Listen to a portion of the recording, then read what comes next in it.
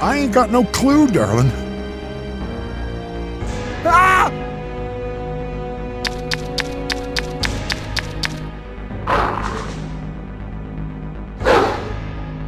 Resident Evil 2. I can still remember it to this day, being absolutely terrified by Resident Evil 2. So much so that I turned the TV and console off immediately. What was so terrifying, you ask? Right at the start of the game, I could feel the fiery inferno behind Leon, the shuffling footsteps of the zombies lurking towards him. Resident Evil 2 was thrust upon me like a licker trying to chop me head off. I was lucky and fortunate enough to have a PlayStation Magazine subscription sent to me every month. In April of 1998, horror was sent to my door. I put the demo disc into my PlayStation, not knowing of the Resident Evil that lurked inside. A family friend played the same demo and he told me about Resident Evil 2 and how he loved it. He was younger than me by about 4 years. It was time to be a man and try the game for real this time. I miss those demo disc days, playing them over and over, learning about new genres of games. I wish I had that magazine. I kept it because I love Resident Evil 2, and I moved to different homes throughout my childhood, and it probably got lost in the move. Who knew this game that petrified me would end up being one of my favourite games ever?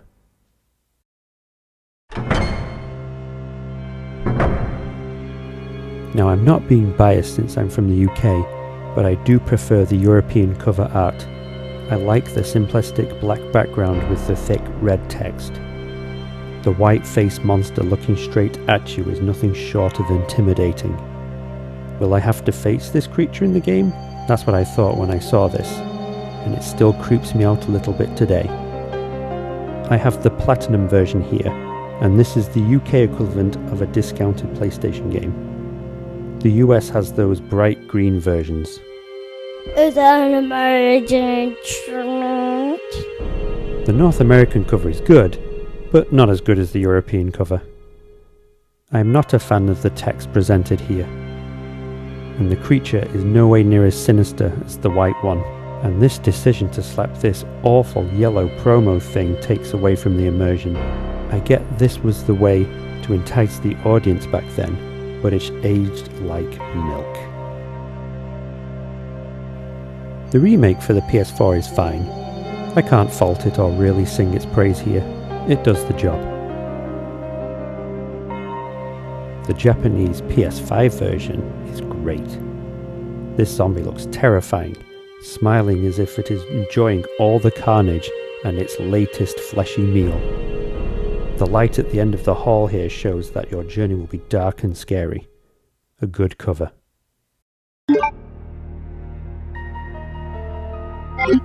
There's a few ways I like to play Resident Evil 2.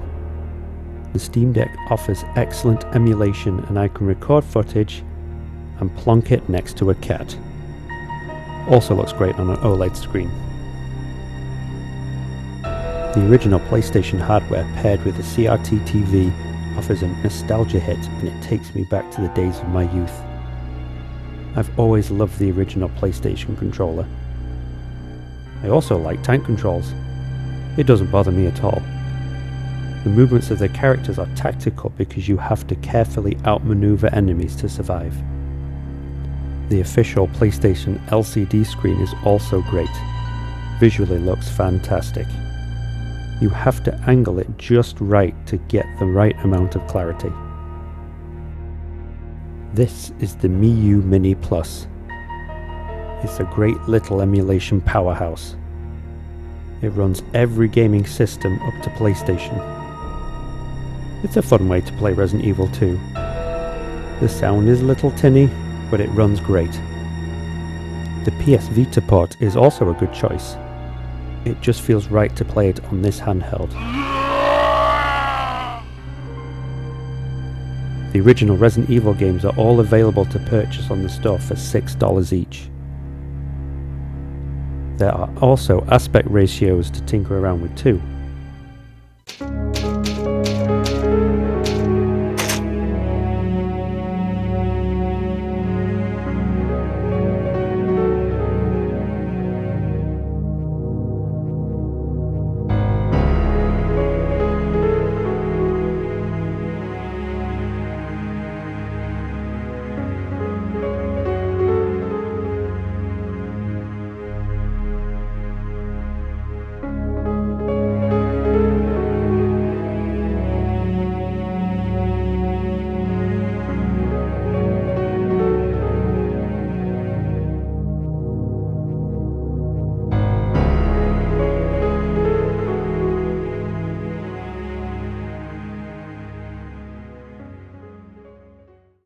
But don't you worry, girlie. Ah! Capcom have had some really talented people working in the music and sound effects department. Not just in this game, but across all their games during this period. Resident Evil 2 manages to capture this wonderful mix of unique music, the RPD and library being standouts for me. Oh, and the climactic opera theme for the final boss fight, and the basement, and the lab section. I just guess all of it. The save room theme is my favourite in the entire franchise. Its simple, soft piano relaxes me and gives me some respite from the horror. It's a perfect soundtrack that enhances the game even further. What the hell? I really enjoyed the remake. It isn't perfect like the original Resident Evil remake, but it's very close. I'll explain why at the end. But first, I'll go over what I liked. The atmosphere is spot on. The RPD is darker, scarier, and much more horrific. You can really get a sense of death and struggle here, and it feels like you arrive not too long after it has fallen to the monsters. The original feels more deserted and more time had passed. The same can be said for the science labs. It never gets all where Claire or Leon get audibly frustrated and yell out obscenities when shooting a zombie and it doesn't die. Mr. X is great. Having him wandering around the RPD and throw you off your direction objectives adds more depth and anxiety into each playthrough. Do I take out that zombie or licker? But my gunshot will alert Mr. X to my location. It's more strategical in the remake, and this is very welcome.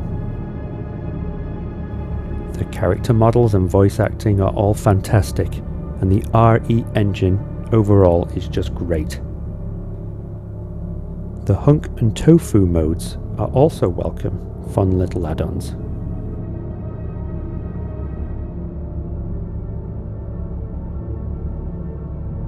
This is my little tofu duck. The sewer area always causes me so much confusion, and I can never get around without constantly checking the map. And who likes sewer levels anyway? I think it just goes on for a little bit too long. Is that cat litter? My biggest criticism is that the A and B scenarios are very similar. They don't feel different like the original scenarios. That's what doesn't make the game perfect for me. Close, but not perfect. The remake runs great on the Steam Deck. I'd search on the internet for the best settings and there are forums that will point you in the right direction. A brilliant remake that games should aspire to.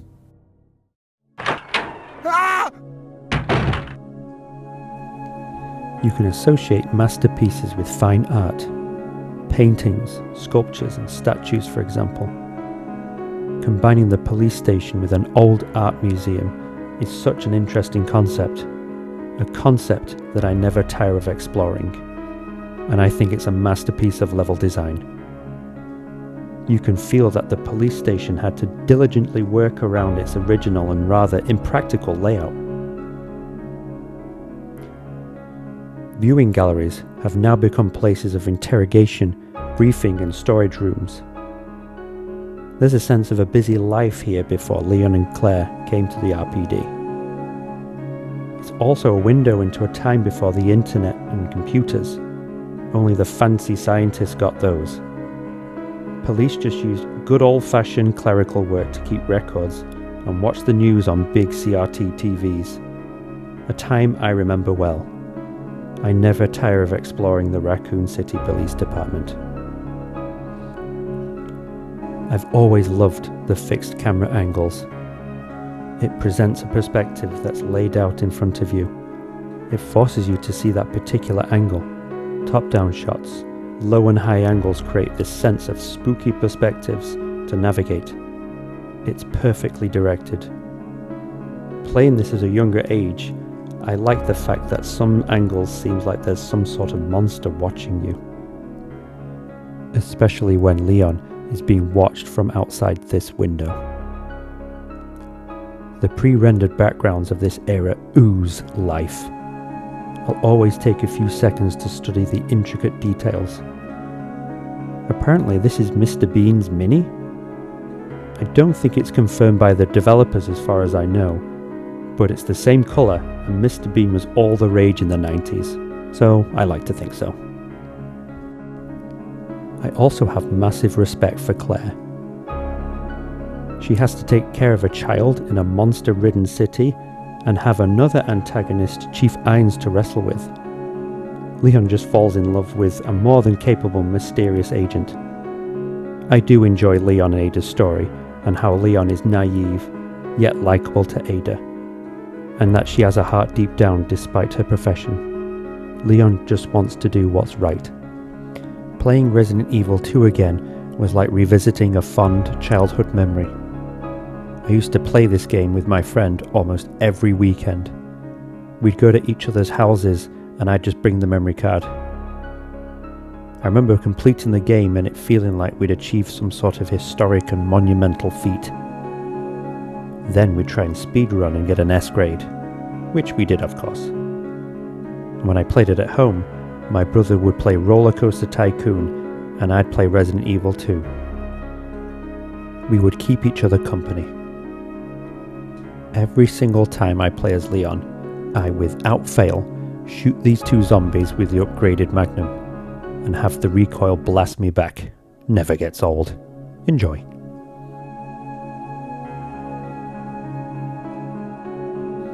I love the upgraded shotgun in this game. All the guns feel like they mean business. Even the bowgun. I like the bowgun. Fun fact.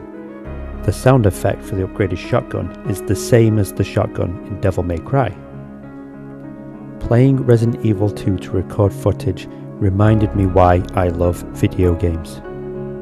Going on an adventure, discovering a new world, learning and growing with the characters, overcoming obstacles and defeating evil, sacrifice. That's why Resident Evil 2 is one of the best games ever made. Thanks for watching. Be good to each other. Hey, it's up to us to take out Umbrella.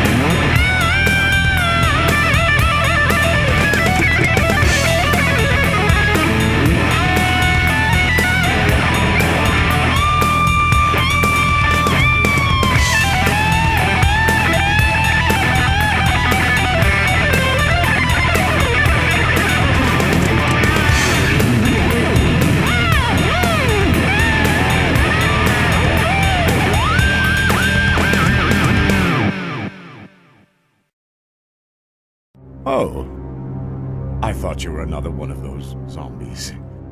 So you've made it this far. It makes no difference. I'm going to take you with me.